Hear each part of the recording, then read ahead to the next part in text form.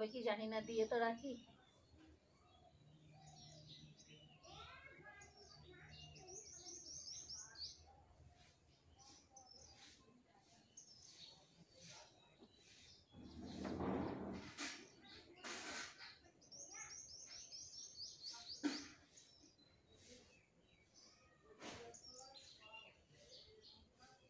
আমাদের বাড়ি এই সব ভাঙা হয়ে গেছে, এখন এগুলো ঠিক করতে হবে। দেখি ও আবার কি করছে। কি করছে গো? এ বাবা, সকাল থেকে এই কাজ? কি কাজ এটা? কুমড়োর বীজ। এই যে দেখো, কুমড়ো তো খাওয়া হয়। এটা তো কোনো সবুজ হলে কি করে? এই তো বিছে ভিতরটা ছাড়িয়েছি, কুমড়োর বীজগুলো শুকিয়ে রেখেছিলাম ছাড়াবো বলে, কিন্তু দেখো কি অবস্থা। দেখো এই সবজির ঝুড়িতে ছিল, ইঁদুরে খেয়েছে। তো ইঁদুরে খেয়েছে, ওই জন্য এখনই সকালেই ছাড়াতে বসে গেছে। আর কুমড়োর বীজ কিন্তু খুবই উপকারিতা, আমরা ফেলে দিই, কিন্তু এটা ফেলে না দিয়ে এই যে দেখো শুকিয়ে রেখেছিলাম। আর অল্প কটা আছে, আর অর্ধেক খেয়েই নিয়েছে। এই কটা এখন ছাড়াবো, ছাড়িয়ে এগুলো আবার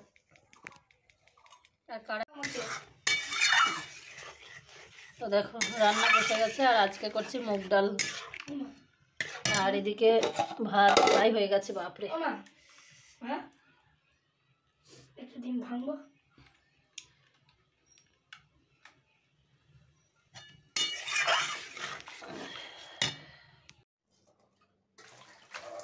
তো দেখো রান্নাবান্না চলছে, আর রান্নাবান্না প্রায় শেষের দিকেই।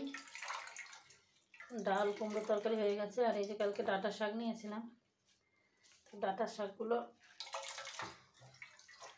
আছে। আর ডাঁটা শাকের সঙ্গে একটু সজনে শাক দেওয়া হয়েছে, সজনে শাক। শাকটা ভাজবো, একটু ডিম অমলেট করবো। একবার ডিম অমলেট করলাম, তো অদ্রিজার বাবা খেয়ে গেল। আবার শেষে ভাজবো।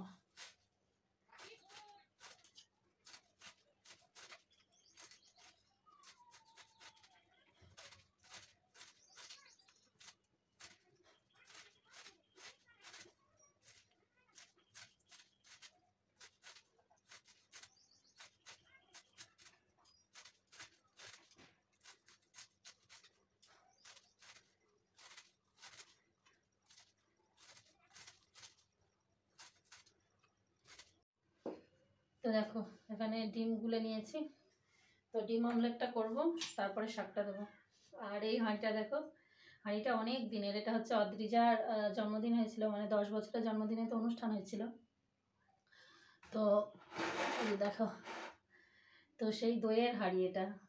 তো যেহেতু আমার জোড়া উনুন, মানে ভাত তো হয়ে গেছে, এখন তো এই উনুনে চাপানোর কিছু নেই, তো এই উনুনটা ঢাকা না দিলে এটা জ্বলবে না।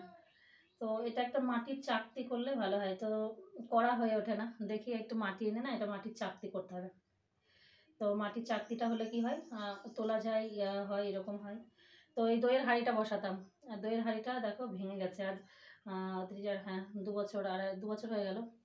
তো দইয়ের হাঁড়িটা সাইডগুলো ভেঙে গেছে, তবু ওটা দিয়ে চাপা দিয়েছি। হয়তো দেখতে খারাপ লাগছে, কিন্তু কিছু মনে করো না, কিছু করার নেই, কারণ এটা চাপা না দিলে এটা জ্বলবে না। চলো ডিমটা ভাজি।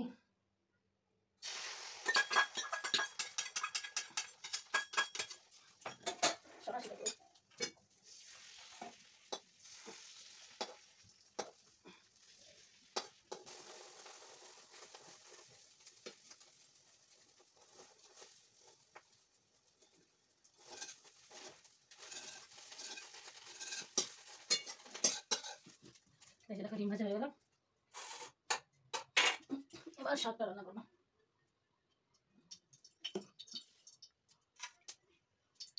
আর শাকে দেবো রসুন ফোড়ন, কারণ রসুন ফোড়ন আমি সাধারণত দিই না, অনেকে সব শাকেই দেয়, কিন্তু আমি দিই না। কিন্তু যেহেতু সজনে শাক কুমড়োর শাক এগুলো রান্না করলে রসুন ফোড়ন না দিলে ভালো লাগে না।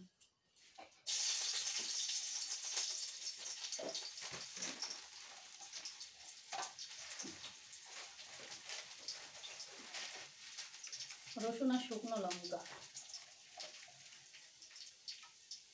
শাকে দেখবে শুকনো লঙ্কা না ফোড়ন দিলে টেস্ট হয় না। আর এই তো পাটের শাক আসছে, এবার সিজন। পাটের শাকের মানে রসুন আর শুকনো লঙ্কা অনেক লাগে পাটের শাকের সময়, কারণ পাটের শাকটা কি রসুন ফোড়ন আর শুকনো লঙ্কাতেই টেস্টটা হয়।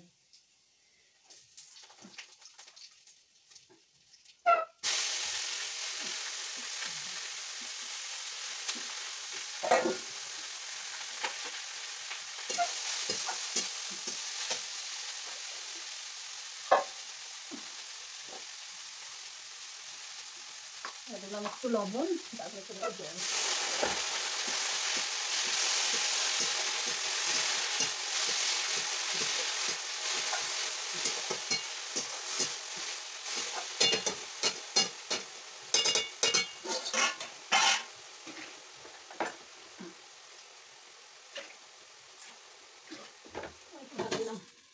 কি বলতো, বাংলার রান্না তো মাটির উনুনে, মানে সেই গ্রাম্য পদ্ধতিতে রান্নাবান্না শিলপাটায় বেটে, তো অনেকের মতো হয়তো কি সাজানো গোছানো অত বেশ ছিমছাম রান্নাঘর এখন দেখবে না, কারণ এরকম উনুনে রান্না করতে গেলে কি আর একা হাতে করতে গেলে একটু অগোছালো হয়, কিছু করার নেই।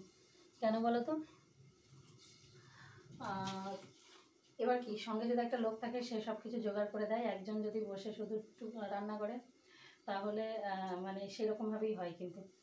আর একা হাতে, আর এই সকালে স্কুল থাকে, তারা হুড়ো করে রান্না করা, একা হাতে কাটা, এক হাতে বাছা, এক হাতে ধোয়া, একটু সমস্যা হয়।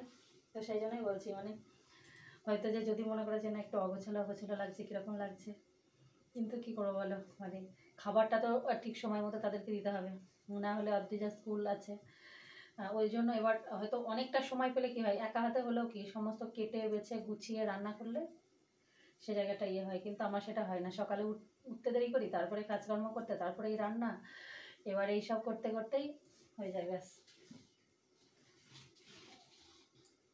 এগুলো হচ্ছে পটল গাছের চারা নিয়ে আসা হয়েছে, কারণ আমাদের দুটো জায়গায় পটল গাছের চারা নষ্ট হয়ে গেছে, তো আবার এই চারা লাগানো হবে।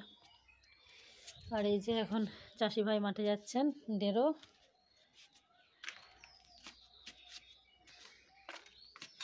না তুলে না,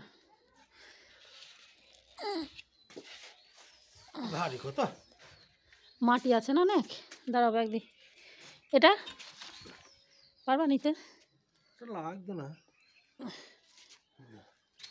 আমি নিয়ে যাবো যখন যাবো, দাঁড়া দিয়ে দাও, ব্যাগে হবে।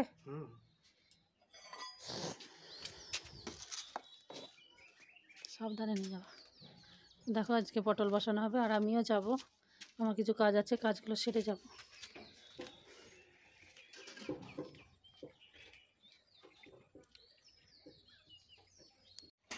তো দেখো এই যে অদ্রিজা এখন বড় হয়ে গেছে, ছোট সাইকেল চালাতে ইচ্ছা করছে, আর সাইকেলটা কিনেও চালাইনি, তার আগে ওই যে একটা ওইখানে ছোট্ট সাইকেল আছে, তো ওটাও চালাইনি ও, এবার ওটা ছিল পুরানো, এবার ও বললো নতুন কিনে দিতে হবে, তো নতুন কিনে দিয়েও সাইকেল আর চালায় না।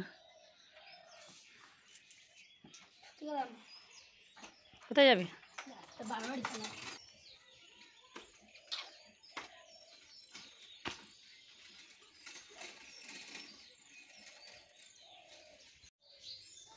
দেখো স্নান টান করা হয়ে গেছে, একদম রেডি হয়ে গেছি, পুজো দিয়েছি, আর অদ্রিজা পাড়ায় গেল, আর আমি এখন যাব মাঠে, তোমাদের দাদাভাই তো মাঠে গেছে পটল বসাতে।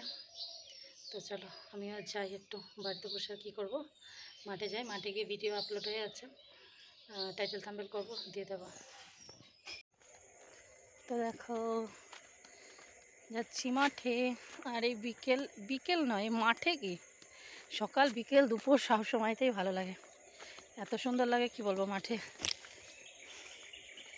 মানে মাঠে আসলে আর বাড়ি যেতে ইচ্ছা করে না। আর এখন তো মাঠ সবুজে সবুজ, কারণ এখন ধান রোয়া, সব মাঠেই ধান রোয়া আছে, তো এখন পুরো মাঠ সবুজকে সবুজ, এত সুন্দর লাগে না, চারিদিকটা দেখো একদম সবুজ, মানে সেই যেন মনটাই একদম শান্ত স্নিগ্ধ হয়ে যায়, এত সুন্দর এখন মাঠ।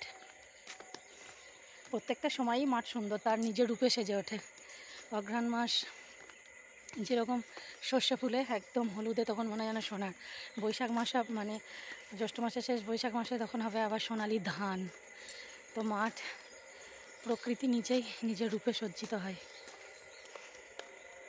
আর এখন এদিকে দেখো ঘেটু ফুল, সব পুরো ঘেটু ফুল, এত সুন্দর লাগে না, ঘেটু ফুলগুলোও কিন্তু খুব সুন্দর লাগে, ঘেটু ফুল বা ভাট ফুল।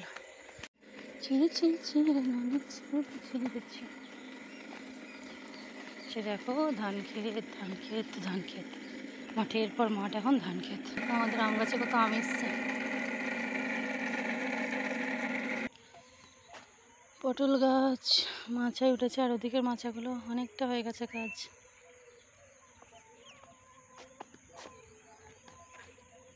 আর কালকে দেখো সেখানটায় আগুন দেওয়া হয়েছিল, জবা গাছটা একটু পুড়ে গেছে।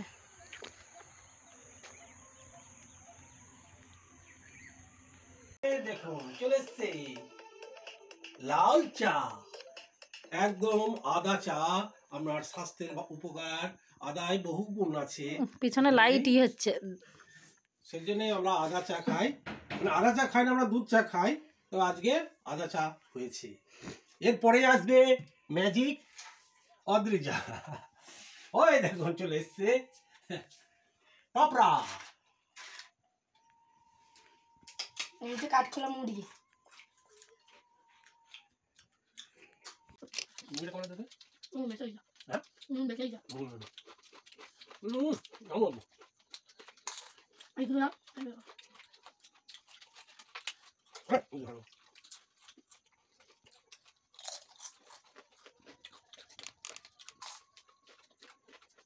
চলো আজকের ভিডিওটা সন্ধ্যার জলখাবার খেতে খেতেই শেষ করলাম। সকলে ভালো থেকো, সুস্থ থেকো।